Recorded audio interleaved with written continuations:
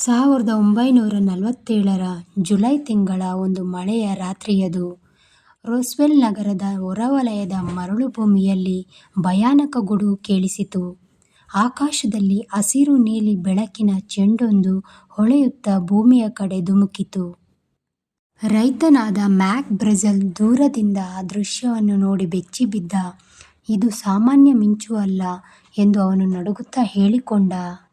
ಮುಂದಿನ ಬೆಳಗ್ಗೆ ಅವನು ತನ್ನ ಹೊಲಕ್ಕೆ ಹೋದಾಗ ಮರುಭೂಮಿಯ ಮಧ್ಯೆ ವಿಚಿತ್ರ ಲೋಹದ ತುಂಡುಗಳು ಹರಡಿಕೊಂಡಿದ್ದವು.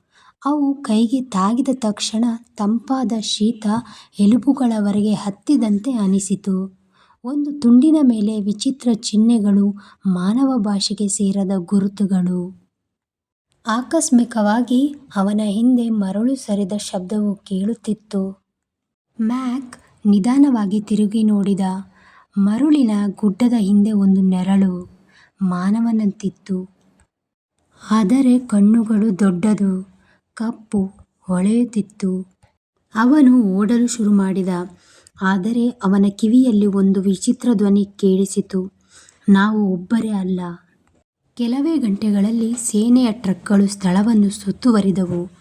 ಎಲ್ಲ ಅವಶೇಷಗಳನ್ನು ಕಲೆಹಾಕಿ ಪ್ರದೇಶವನ್ನು ಮುಚ್ಚಿದರು. ಜನರಿಗೆ ಇದು ಹವಾಮಾನ ಬಲೂನ್ ಎಂದು ತಿಳಿಸಿದರು.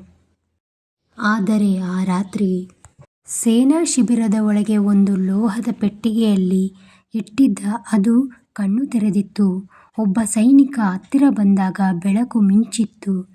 ಕೊಠಡಿಯಲ್ಲಿ ವಿದ್ಯುತ್ ಕಡಿತವಾಗಿ ಹೋಗಿತ್ತು. ಅದಾದ ಮೇಲೆ ಕೊಠಡಿಯಲ್ಲಿ ನೀರವ ಮೌನ.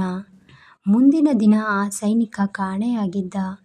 ಫೈಲ್ನಲ್ಲಿ ಕೇವಲ ಒಂದು ಸಾಲು, "ಟ್ರಾನ್ಸ್ಫರ್ಡ್, ಡು ನಾಟ್ ಆಸ್ಕ್."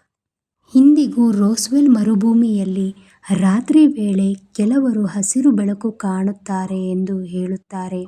ಮರಳುಗಾಳಿಯಲ್ಲಿ ಕೆಲವೊಮ್ಮೆ ಅಸ್ಪಷ್ಟ ಹೆಜ್ಜೆ ಗುರುತುಗಳು ಕಾಣಿಸುತ್ತವೆ. ಆ ಹೆಜ್ಜೆಗಳು ಮನುಷ್ಯನದಂತೂ ಅಲ್ಲ. ಪ್ರಶ್ನೆ ಇನ್ನೂ ಹಾಗೇ ಉಳಿದಿದೆ.